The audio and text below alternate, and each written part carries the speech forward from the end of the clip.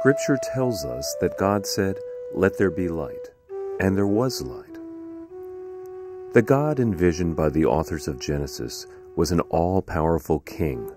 But what if God is not the oldest and most powerful force in the universe, but the youngest and weakest? Not an all-consuming flame, but a flickering candle, ignited by us and dependent on the shelter of our cupped hands. This is the image proposed by Michael Benedict, the Austin-based author of God is the Good We Do. For me, the notion that a flame can burn anywhere is something like the fact that God could be anywhere.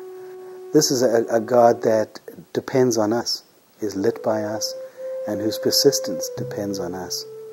In Hasidic Judaism, they talk about lifting the sparks, that to do good is to lift the sparks towards the unity of God's light. It's a similar image that I have in mind. In Judaism, it's not heretical to say that God and humans are in partnership, that God requires us. There are strands of Christianity that say the same, that we need God, but God needs us. God needs us to do His work. We need God to do our work. What that means is we depend on generations and generations and generations of good deeds, whose remainder we live with today.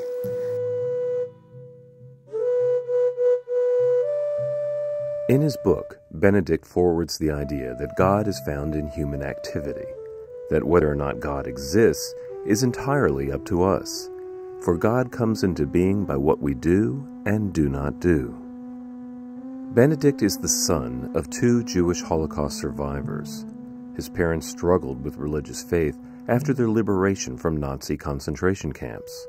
After all, how could an all-powerful, all-good God allow the Holocaust to happen? Recognizing that evil is a continuing presence and threat, Benedict argues that peacemaking, kindness, and generosity are essential to God's very survival. For in his words, a world without good is a world without God. He considers his work to be an expression of gratitude for those who have kept the sparks and embers of goodness glowing. Of course, now you watch the news or you read war novels or, even watch movies, and you begin to understand that peace, civility, water that runs, electricity that shines, that these things are actually major achievements and extremely fragile and need to be preserved above all and promoted. So gratitude is also an interesting emotion in that I think it's an emotion that wells up and requires both something to be grateful for and something or someone to be grateful to. And I think our existence in our current condition depends on thousands upon millions, actually, of people who did the right thing. And when I think of who to be grateful to, it's to them. It's to human beings. Now you might say, well, that's not being grateful to God. My notion is actually that is being grateful to God, because God is the good we do.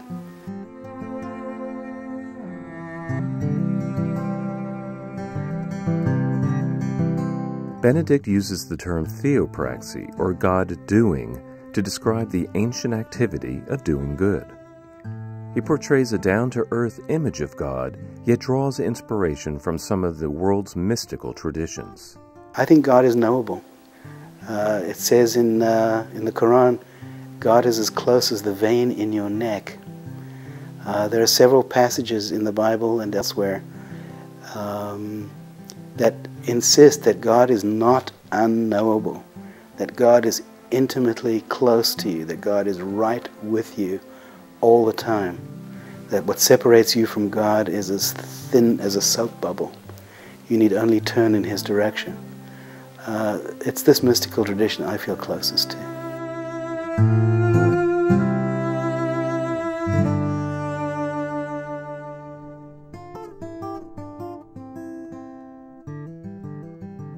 Benedict understands that both our individual and collective paths to God are rarely straight. Likewise, he suggests that the path to theopraxy can get tangled up in our all-too-human struggle to understand the nature of a God that is as real or actual as a smile. There's the Zen saying, which goes back centuries, which describes in a capsule the path of enlightenment.